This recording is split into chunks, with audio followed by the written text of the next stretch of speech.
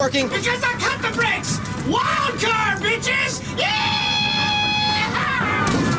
What? Hello everyone and welcome to Action RPG. I'm your host Aaron, and for today's video we're headed to the world of Path of Exile. Yes, we have a new league revealed today, Crucible. And I've been on a business trip for the last 3 days. It went really well. I just flew home. I missed all the live streams and all the stuff happening, and I know there's a lot of conversation and people reacting.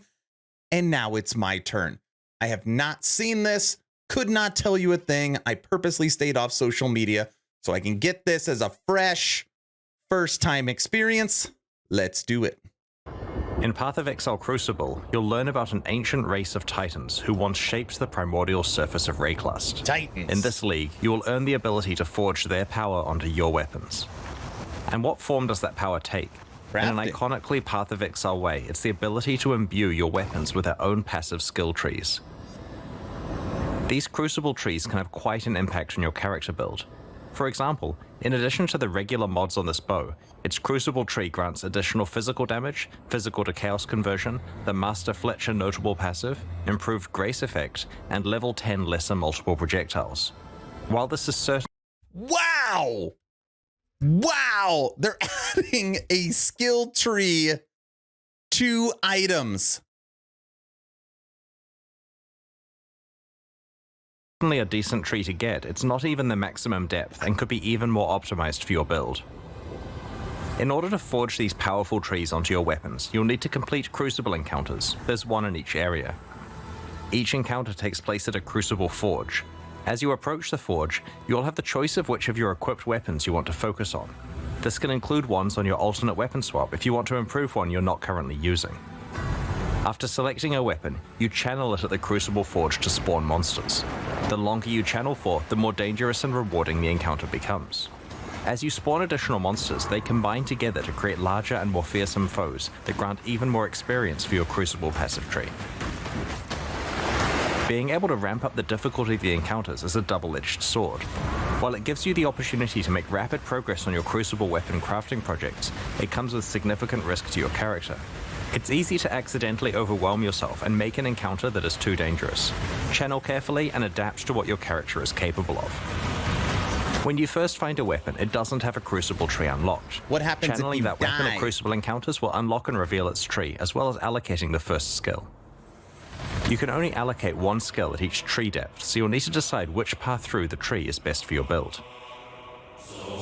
As you get deeper into a tree, more and more experience is required to unlock skills. The final depths can take quite an investment and can only be found rarely on endgame items, but also have some of the most powerful properties. For example, this wand has 2 depth 5 skills to choose from. One of them allows all damage from your Freezing Pulse and Eye of Winter skills to poison, and the other allows various brands to be attached to your Summoned Reaper. There are many such modifiers to skills that will enable very interesting build combinations. In addition to all types of weapons, shields can also be empowered with their own Crucible trees. Here's a relatively simple low-level example. It gets a bit crazier as you approach the endgame. Speaking of the endgame, in endgame Crucible encounters, you'll occasionally find igneous geodes, currency items that can be cracked open to reveal a primeval remnant. This is a map-like item that grants access to the Forge of the Titans, the culmination of your Crucible journey. Forge of the Titans. These primeval remnants always generate as rare items. Half of their mods are upsides and half are downsides. Dude, look at that The thing. upsides generally increase the rewards of the area or add special crafting options. For example, causing monsters to drop divination cards or magmatic ore, a form of tradable itemized Crucible tree experience. The downsides are quite punitive compared to most endgame maps. Ideally, you want to find a primeval remnant that is really rewarding upsides alongside downsides you can handle. If you don't think you'll survive a visit to the Forge of the Titans, trade the remnant away to someone else and gamble on cracking open another geode. If you survive and manage to reach the end of the area, you'll find the aforementioned forge, which allows you to merge Crucible trees on 2 items together. The way this process works is that you provide 2 items of the same class. For example, a pair of bows, a pair of shields, or a pair of one-hand axes.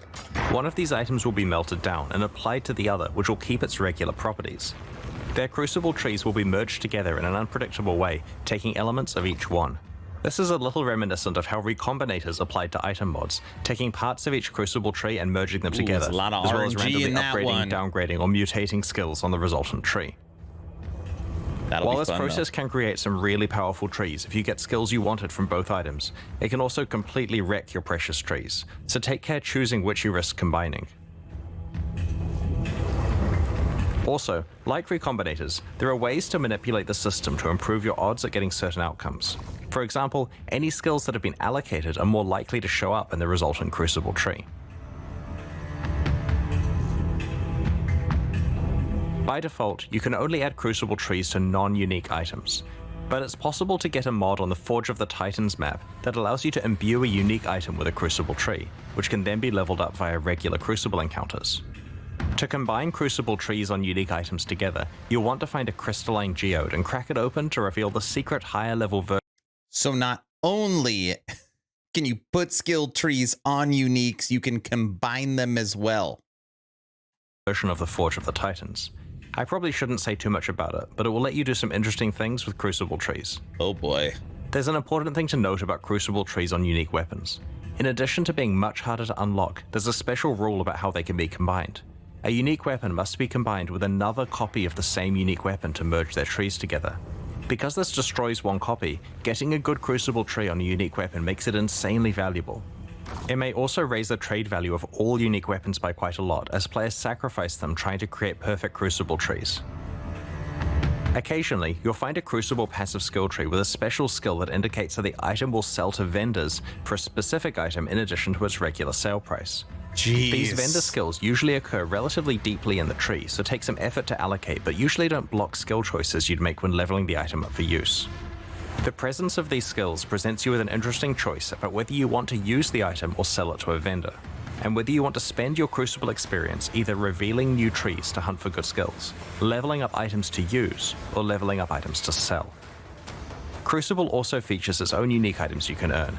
For example, El Abin's Visage, a unique helmet, is special in that it's the only armor piece other than shields that can receive Crucible passive skill trees. Wearing it allows you to double down on certain properties that are only available through these trees.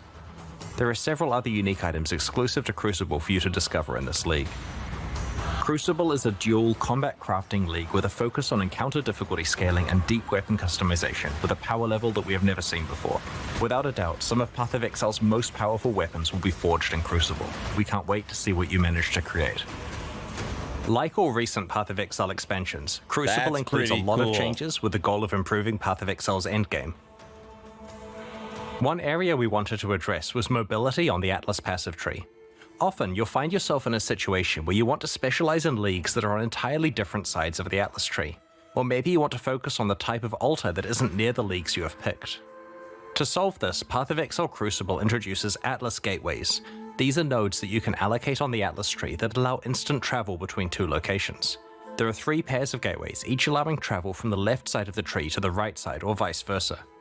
Each end of the gateway consumes 1 Atlas skill point to allocate, but will potentially save you large amounts of travel points.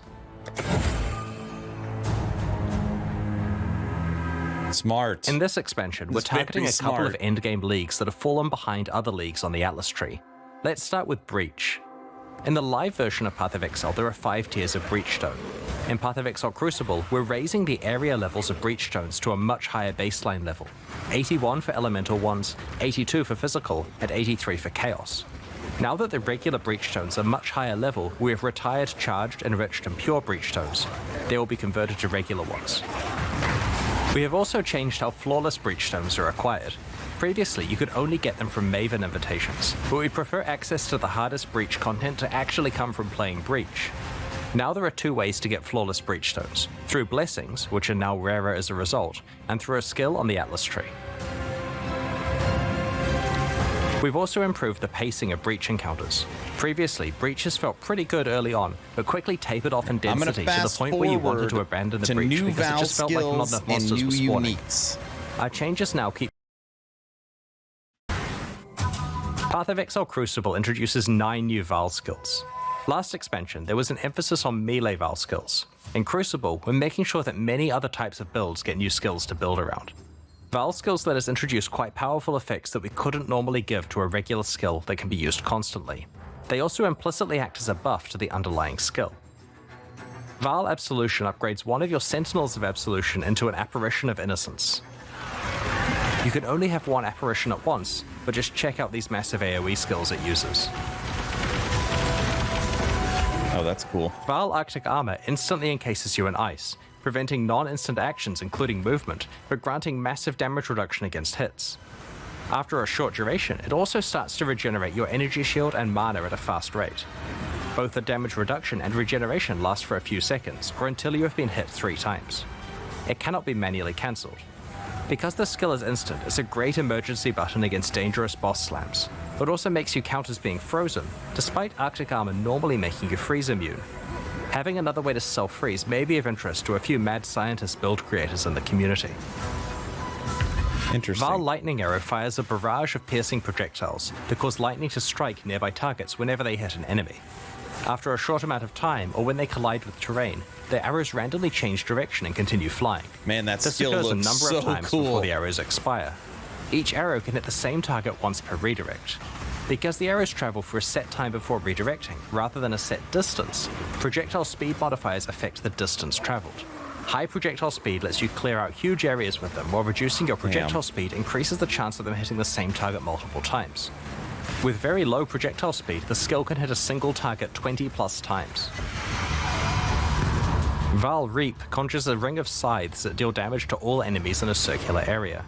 The scythes leave behind a pool of blood that deals heavy physical damage over time to enemies standing in it, and for a short duration after they leave it. Vaal Reap instantly grants a large number of the blood charges used by normal Reap on use, as well as temporarily higher maximum blood charge capacity, substantially powering up the regular version of the skill. Path of Exile Crucible introduces 5 other Vaal skills we'll reveal over the next week: Vaal Animate Weapon, Vaal Domination, Vaal Ice Shot, Vaal Rejuvenation Totem, and Vaal Firestorm. This expansion also introduces more than 10 new unique items. There are 3 in particular I'd like to show you today.